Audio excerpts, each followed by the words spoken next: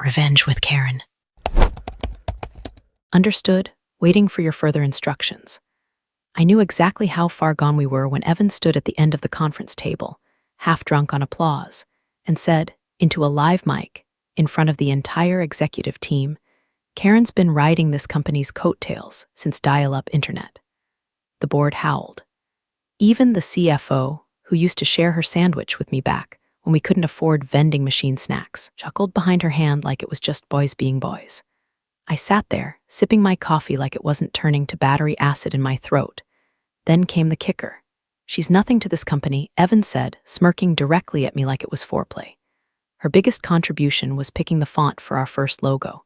Cue another wave of laughter, deeper this time, meaner, like they'd been waiting to say it but needed Evan's permission to let it out.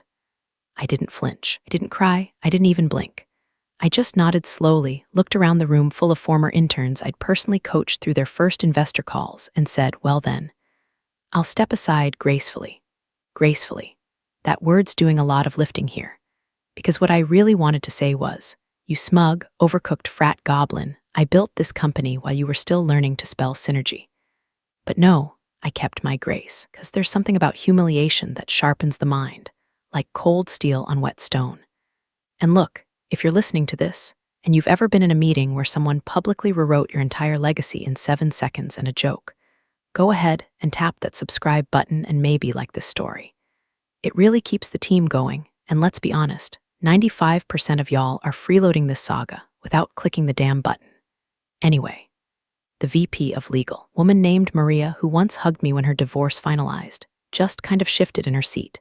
She didn't laugh, didn't say a word, but her eyes darted to me like she was checking if I was still breathing. I was, just barely. Evan kept going, of course. He thanked the men who brought us here like we'd crash-landed on the moon, skipped my name, skipped half the damn early team, but made sure to include Tyler, same marketing clown who once spent 6 figures on an Instagram campaign for a product that didn't exist yet. And the board? Oh, they ate it up.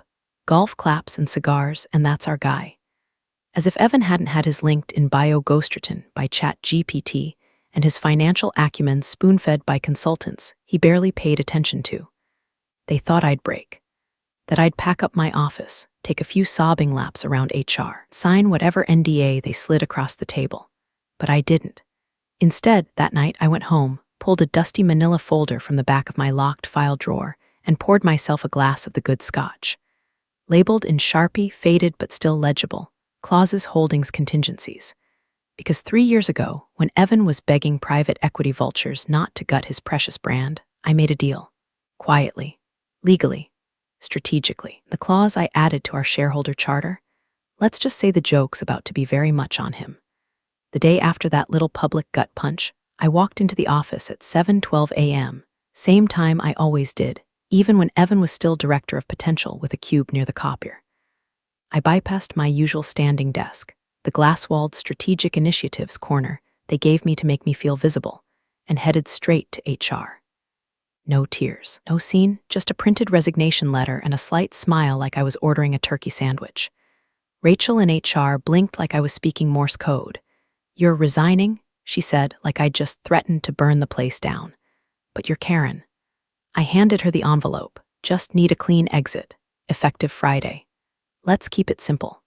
Truth is, I didn't want the performance. I didn't need the farewell party with a half-eaten bundt cake and a sad PowerPoint of blurry team-building retreats. I just needed the paperwork to clear. Needed Evan to believe I'd finally accepted my fate as the ghost of operations past. By 9 o'clock, the company Slack was lit up with, wait, is Karen actually leaving? And she was like, the backbone, right? To oof, bad timing with the acquisition stuff lol. Evan, of course, posted a performative thank you for your years of support message with a stock photo of a sunrise, and the quote transitions are opportunities in disguise. The man has never had an original thought in his life, but his smugness, that was real. That afternoon, I walked past the conference room and caught a glimpse of him clapping shoulders with the 2 new board members, both venture cowboys with too many vowels in their last names and no moral compass. One of them even said, now that the emotional baggage is gone, we can close this deal clean. Emotional baggage. That's what I was to them. Not the woman who wrote the original systems protocol. not the one who secured our first government contract when Evan was too hungover to show up for the bid. Just a road bump in their $125 million runway, so I let them believe it. Let Evan strut around like a peacock in a Patagonia vest, talking about legacy liquidity events and scaling without friction. I smiled. I nodded. I held the elevator for him when he was on the phone bragging to his college roommate about finally cleaning house. And then I went home, pulled out the manila folder I hadn't touched in 3 years. It still smelled faintly like burnt toner and Marlboros. I flipped through the contents: corporate charter amendments, equity statements, old email threads from when Evan was still human.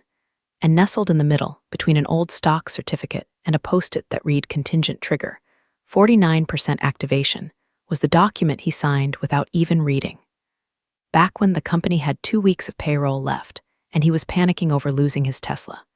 He came to me, desperate, said, "Can you help float us until the wire clears?" And I said sure, on one condition: would purchase Class B voting shares, silent but binding. No dividends, no board seat. Just authority in case of, well, something like this. Evan called it a formality, and then he forgot. Or maybe he thought I did. Either way, I had 53% of the vote, buried in a corporate drawer under old authorizations, masked by a shell LLC with a name he wouldn't recognize if it slapped him across the face with a quarterly report. Poured myself another scotch. Then I picked up my phone. First call Maria, the VP of Legal, straight to voicemail, which I expected. "Hey, just letting you know the exit's real, no hard feelings, but I'd appreciate a heads up before the compliance report goes out. Call me." Second call, my cousin Ellie, mergers attorney in Chicago. "You still got that contact at Trimark Capital? I might need a back channel to their due diligence team." Third call, burner number I hadn't used since the acquisition scare of 2020. Rang twice. A gruff voice answered, "You calling for what I think you are? I'm pulling the contingency." Silence. Then you waited longer than I thought. I had to be sure. Well, the voice said, almost amused, "Hell's about to get real comfortable for him." I hung up. Then I grabbed a pen and started making a list: names, roles, pressure points. The quiet exit was done. Time to set the stage. 3 years ago, Evan was pacing our living room like a coked-up stockbroker in a hurricane. His Bluetooth earpiece blinked red every 5 seconds, but he wasn't actually on a call, just pretending, so he could shout things like, "We need another quarter of runway," and tell them we're pre-revenue but post-traction, which means absolutely nothing to anyone except other guys in Patagonia vests trying to impress women named Ashley. Meanwhile, I was sitting at the dining table with a yellow legal pad, a calculator, and a glass of 2-day-old Pinot, trying to do what I always did: fix the fire without getting singed. The company was 23 days from folding. Payroll was late. Our primary investor had ghosted us after Evan called her overly emotional on a group call. And someone, definitely Evan, had greenlit a $60K crypto-themed marketing campaign with a Times Square billboard that said, "Blockchain your dreams." We didn't even use blockchain. Never had. Still don't. I told Evan I had a solution. I said I could move some assets around, pull from my old trust, cash out some underperforming rates, and float the company until he landed another investor. But I added, sliding a 2-page document across the table, "I want security." Barely looked at it. "Whatever you want, babe," he said, already halfway through drafting an email to fundmebro@gmail.com. "Just don't let legal find out." He signed. Right there, with a big pen that still had the cap on the back. Didn't read the clause at the bottom. Didn't see the words non-revocable contingent control or the phrase Class B voting majority may be transferred without board notice in times of declared liquidity emergency. Didn't even ask about the shell company I'd set up months before, Williams Strategic Holdings, LLC, a Delaware ghost that existed for exactly this kind of rainy day. To him, it was a lifeline. To me, it was an insurance policy with teeth, and I'd kept it silent, dormant, buried beneath compliance paperwork, asset redistribution logs, archived board approvals that no one had looked at since the CFO started taking Adderall just to survive quarterly reviews. The next morning, I wired $412,000 into the company's operating account. Saved 43 jobs, deferred bankruptcy. And Evan, he gave me a limp thank you and immediately posted a motivational LinkedIn update about resilience and betting on yourself when the odds are stacked. Never once mentioned my name, never once asked what I had actually bought with that money, But I knew. I now controlled 53% of the company's voting shares, not the cash flow, not the buzz, not the PR polish Evan chased like a golden retriever after a tennis ball. No, I owned the skeleton keys to the kingdom, and I said nothing. For 3 years. I watched as Evan held court at conferences, calling himself a visionary founder. I bit my tongue while he talked over me in meetings, and called my strategic plans emotionally driven. I endured his offhand comments to the board like, "Karen, she's just here to give things that feminine touch." He never once suspected that his entire throne was propped up on the foundation I held in one locked drawer and 3 digital backups across 2 encrypted drives. So when I pulled out that folder last week, I flipped open that paper trail with a glass of scotch in one hand and a burner phone in the other, I wasn't starting something new. I was unfreezing a weapon. A quiet, deadly leverage that had been maturing in the dark. Every smug meeting, every snide remark, every time he let his hand rest just a second too long on the marketing intern's back at the bar after quarterly close. It had all been building toward this. Because Karen Williams, the woman he told the board was just emotional support, was the majority stakeholder of the empire he thought he ruled. And the day he signed that clause, that was the day he crowned me queen. He just didn't know it yet. The compliance officer's name was Janelle, and if you ever want to meet a woman who could spot a forged signature from 30 feet away while filing her taxes and sipping a cold brew, it was her. We met at a tiny coffee shop 6 blocks from HQ, one of those places where the baristas wear beanies year-round and the menu calls a small a humble. I picked the table by the window. No Wi-Fi, no cameras, no crosstalk. She arrived 5 minutes late, looking over her shoulder like she was walking into a drug deal. "You sure this is okay?" she asked, dropping into the seat across from me.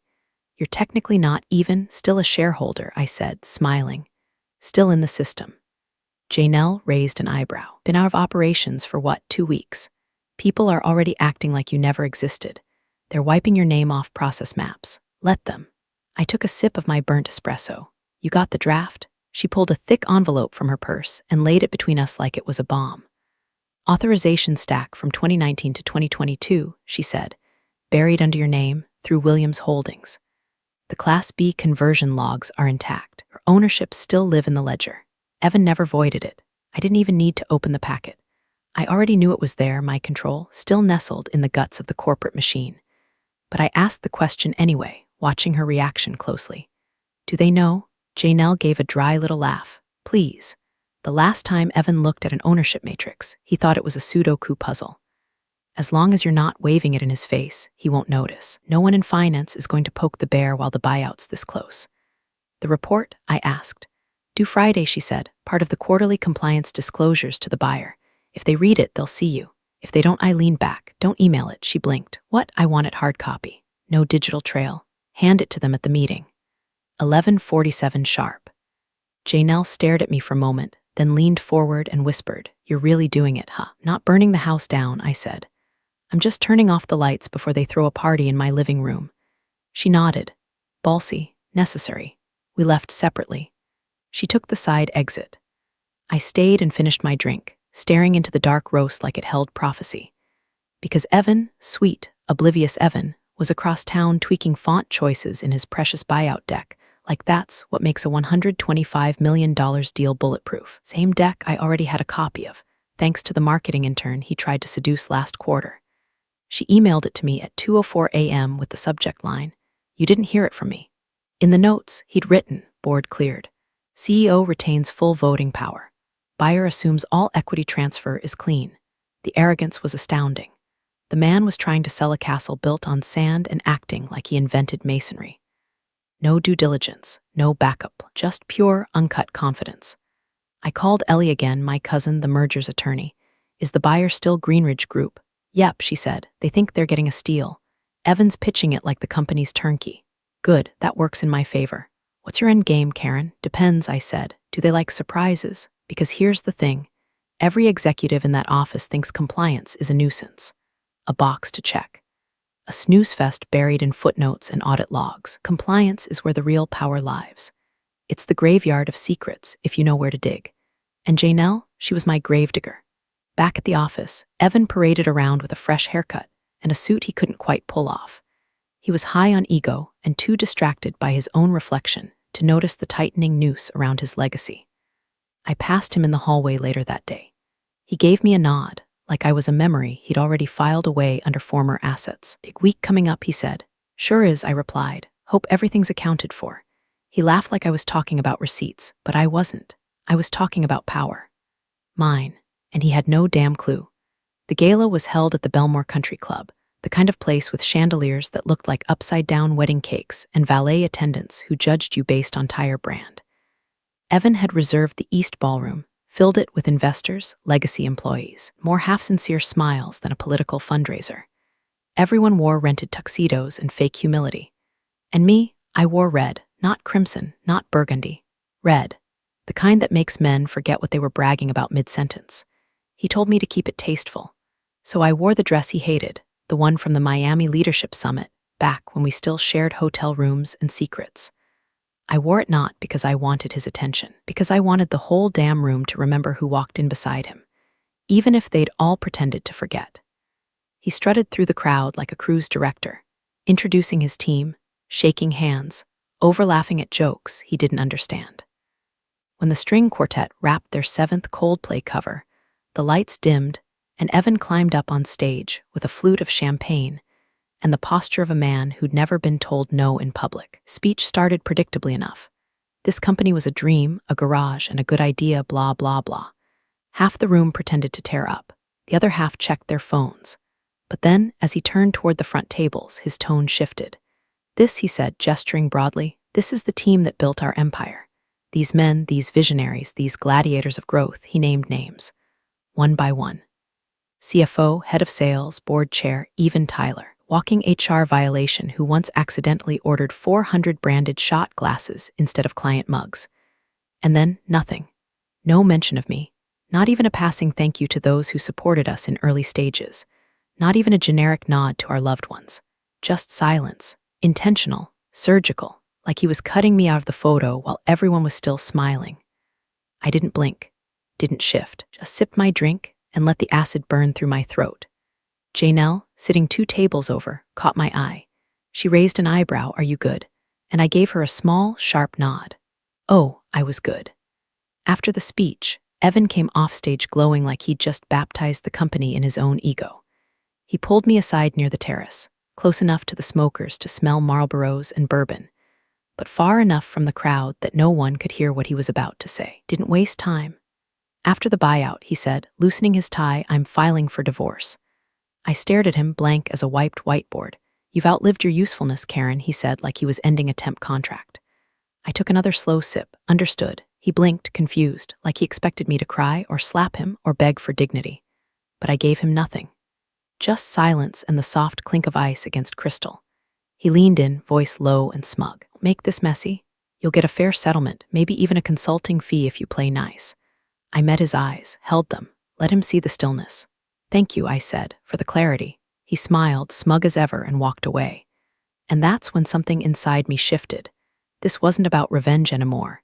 This wasn't about teaching Evan a lesson or reclaiming credit. This was about erasure. He hadn't just insulted me. He hadn't just dismissed my work. He had tried to delete me from my own legacy. Rewrite history in real time. Turn me into a cautionary tale for what happens when you cling too long. I looked around the room, at the interns who still used my onboarding manual, the executives still parroting my cost savings model, the investors smiling at projections built on spreadsheets I personally verified. And they all believed his version of the story. That he built it, that he ran it. I was a supporting character at best. Fine, let him believe it. Let them all toast to his empire. Because when the ink dried on that buyout next week, every signature would need one thing he didn't have, mine. And before I gave it, I was going to take everything. Not for closure. Not for justice. For accuracy. The meeting with the buyer's legal team wasn't in some downtown skyscraper with frosted glass and espresso machines humming in the lobby. It was in a nondescript executive suite at the Hyatt near the airport, anonymous, transient, and perfectly forgettable. The kind of place where billion-dollar deals begin with dry muffins and end in NDAs signed on wobbling conference tables. I arrived 5 minutes early. Didn't wear red this time. Wore black, structured blazer. No jewelry, no perfume, just presence. like a shadow with a bank account. The woman who greeted me, Natalie, outside counsel for the Greenridge Group, looked like she'd been raised by litigation wolves. Silver-rimmed glasses, a binder thicker than a Bible, and the kind of handshake that makes grown men sweat. She motioned toward the conference table. We weren't expecting to speak with a former advisor. I'm not here as an advisor, I said, placing a single envelope on the table. I'm here as a majority shareholder. Natalie paused mid-share pull. Excuse me? I slid the envelope forward. Inside, notarized ownership certifications, the original Class B share transfer contract, complete with Evan's signature, and my LLC's holding documents, and a copy of the company's amended charter, the part nobody reads because it's buried under a section titled Non-Preferred Contingency Events. They read in silence. I watched their eyebrows go up like dollar signs on a slot machine. I don't believe Mr. Williams disclosed this to us, Natalie said finally. No, I said he didn't, because he doesn't remember signing it. He was desperate. The company was collapsing. He asked for a miracle and I gave it to him. But miracles come with terms. The second lawyer, gray suit, white hair, looked like he was born inside a courtroom, spoke next. Do you understand the implications of this? I do, I said. That's why I'm here before the signing. Natalie flipped through the pages again, slower this time. This clause, she said, tapping the bottom of one page, requires your approval for any equity-altering transactions exceeding $20 million. That includes acquisitions, I said. And Evan doesn't know? I smiled. Evan thinks I'm a ghost. They looked at each other. A silent lawyer language passed between them, equal parts panic and intrigue. And if we go forward with the signing as planned, the man asked, the deal's invalid. I can legally block it. Worse, I can challenge every representation he's made in your due diligence folder, because none of it includes me. Natalie nodded slowly. You've already reviewed our data room access logs. Correct. Janelle gave me a printout. Your team hasn't seen a single mention of Williams Holdings, which means Evan either deliberately hid me or he's too stupid to remember the foundation of his own empire. The air changed then. They stopped seeing me as a liability, started seeing me as a lifeline. Natalie leaned forward. What do you want? Stability, I said. Continuity. Clean transition. And Evan is a distraction you don't need. They didn't smile, but they didn't argue either. After a long silence, Natalie said, would you be willing to step in temporarily as interim CEO? I folded my hands. I'd consider it. She raised a brow. You'd consider taking control of the company you secretly own. Don't need control to feel powerful, I said. I just need the truth to stand upright. More silence. Then the gray-haired man leaned back, exhaled through his nose, and said, this might actually clean up the structure. Hell, you're more competent than half the execs we've seen in that office. Natalie scribbled a note. We'll need a formal declaration of your holdings and a signed statement for our internal governance board. You'll deliver that? At 11:47, I said. Paused. That specific? Every chessboard needs timing, I said. This is mine. By the time I left the room, Natalie's assistant was already updating the stakeholder register. And across town, Evan was posing for headshots with a fake skyline behind him, blissfully unaware that while he was rehearsing his victory lap, I was rewriting the route. Not for revenge, not even for justice, for permanence. Evan spent the night before the signing sipping bourbon he couldn't pronounce and practicing his speech in front of the hallway mirror like he was accepting a damn Nobel Prize.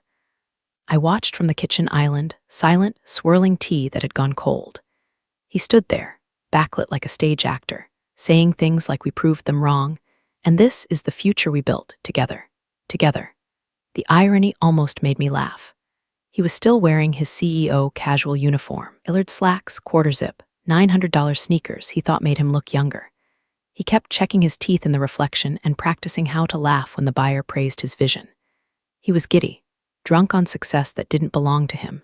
That never did. At one point, he glanced over and said, hey, you should sit front row tomorrow.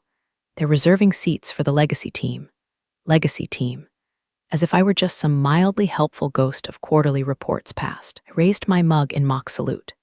Break a leg? He winked. Don't jinx me. Oh, honey, you've been jinxed for years. You just didn't see the curse coming. After he disappeared into his office to practice the closing again, this isn't the end, it's the beginning. I opened my phone and scanned through my list one last time. Janelle, check. Natalie, confirmed. Buyer's governance board, aligned. Legal credentials, printed and waiting in my tote bag, filed between a pack of gum and a pen I planned to sign his future with. Then came the message. 10:08 p.m. CFO Marcus T. "You still going through with it?" It hung there for a second, not in fear, in warning, like a last fire alarm before the charges blew. I typed slowly. Carefully, me, tomorrow morning. 11:47 sharp. He didn't reply. Didn't need to. Marcus had known something was off for weeks. The way I still showed up on old approvals. The way legal held off finalizing the shareholder summary.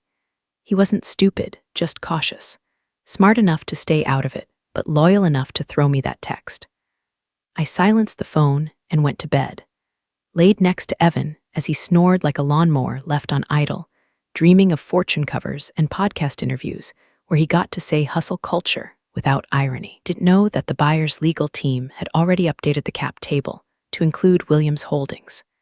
Didn't know that the clause he signed 3 years ago had been validated by outside counsel, and that compliance was holding the physical report under Janelle's desk, waiting for my signal. Didn't know that at exactly 11:47 a.m. tomorrow, the paralegal in the boardroom would receive a call with one line. We're missing one approval. Mine, because I wasn't going to show up early. I wasn't going to sit in the audience and give him the pleasure of performing dominance. I was going to walk in at the precise second when the pen touched paper, when ego collided with reality, and turn his coronation into an autopsy. He dreamed of legacy. I planned his legend. Let him have the stage tonight. Let the board drink champagne early and celebrate like the money was already wired. Tomorrow, they'd learn who wired the power, who held the switch. The clock was ticking and the trap was quiet. Perfect. Silent, loaded, and in the dark, I finally smiled. The buyout meeting kicked off with the kind of smug punctuality only men with stock options and vanity plates can pull off. Evan stood at the head of the boardroom table in a tailored navy suit that screamed Forbes 30 under 30 finalist who aged out. The Greenridge team entered precisely at 10 o'clock a.m., briefcases in hand, unreadable behind designer glasses and courtroom smiles. Their paralegals followed, lugging binders and laptops, faces frozen in professional indifference. The board was already seated, some adjusting their collars, others trying to pretend this wasn't the most important day of their careers. The room buzzed with anticipation, the kind of tension that made assistants drop triple-shot espressos on marble floors and interns rehearse their polite chuckles for when Evan cracked his bootstrap to boardroom joke. Karen Williams was nowhere to be seen, not even a whisper of her name on the agenda. No extra chair set aside. No mention in the opening remarks. Evan took that as confirmation. She'd folded. She'd bowed out quietly like a good little ghost, drifted back into irrelevance so he could finish the empire he believed he'd built alone. He beamed. He gave his welcome speech, polished and phony, heavy on phrases like scalable innovation and disruption synergy. He cracked the joke. Turns out you can build Rome and be the Caesar, too, and the board laughed like trained seals, even though two of them didn't get the reference. Then came the signing ceremony. The stack of documents was brought out, thick enough to crush a small rodent, embossed with legal weight and financial finality. Evan sat down, uncapped a pen with the flourish of a man who thought the world was just a mirror reflecting his jawline. The buyer's lead counsel nodded. Final confirmation, she said.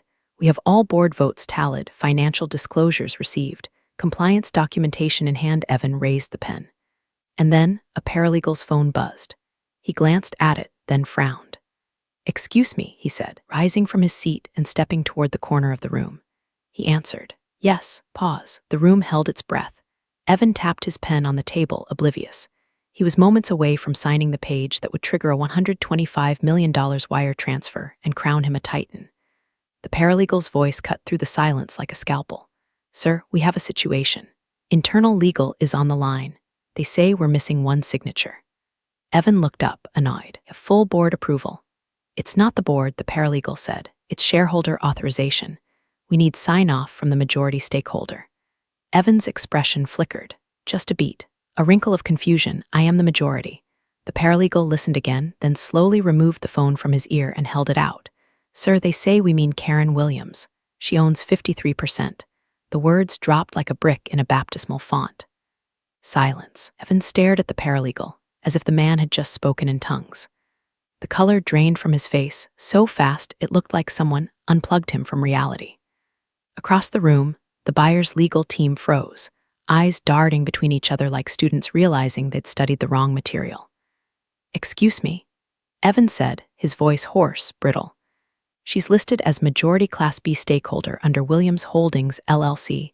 The paralegal continued, his voice robotic. Clause 17B, triggered during a declared liquidity crisis in FY22. Signed and notarized by you. Evan dropped his pen.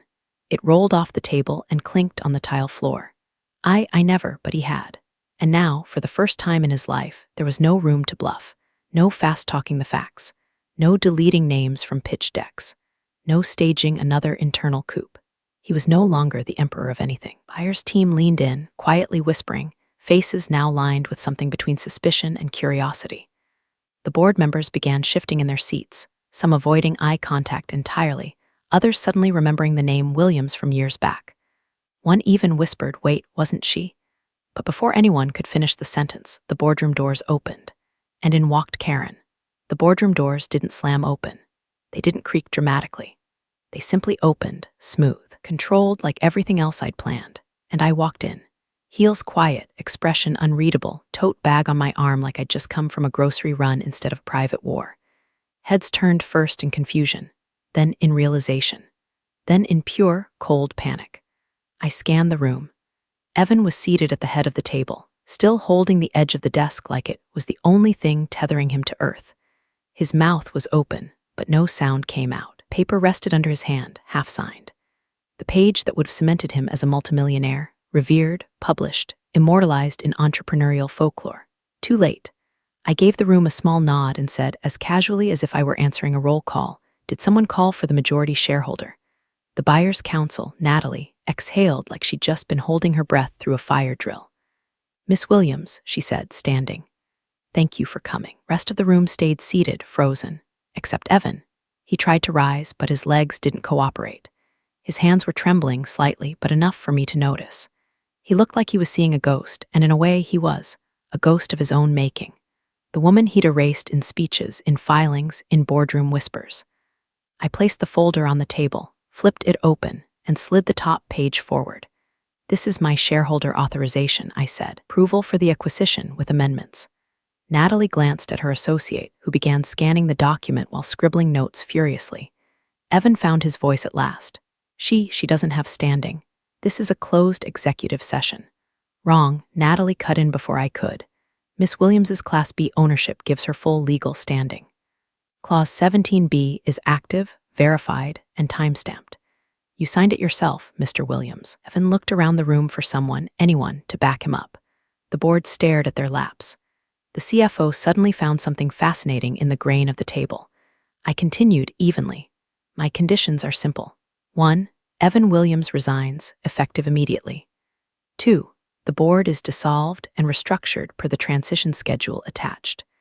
3. All executive severance packages outlined in the original proposal are nullified, effective retroactively as of last quarter's close." Natalie nodded. "This aligns with our governance adjustment preferences. We're prepared to sign today under these terms." Evan slammed his hand down. "You can't do this. This is my company." "No," I said, voice calm as a sermon. "It was our company. Then you made it yours. Now it's mine." He lunged for the contract. "This is invalid. This is a setup." Legal blocked his hand before he could touch it. "Mr. Williams," buyer's counsel said sharply, "you no longer have the authority to interfere in this process. Stand down." Evan turned to me then, eyes wild, a man realizing his parachute is made of paper. "Karen, we built this, don't do this. We can renegotiate." I leaned forward, looked him square in the eyes, and said, "You told a room full of people I was nothing, that I outlived my usefulness, that I was emotional baggage." I picked up the pen he had dropped earlier, signed the revised agreement in smooth, steady ink, then smiled, just slightly. "You said I was nothing to this company," I whispered. "Now I own it." The silence was absolute. Natalie closed the folder, shook my hand. "Welcome aboard, Miss Williams. You're the real stars of the corporate jungle. Thanks for watching. Hit subscribe, or I'll flick the switch on your old cubicle memories.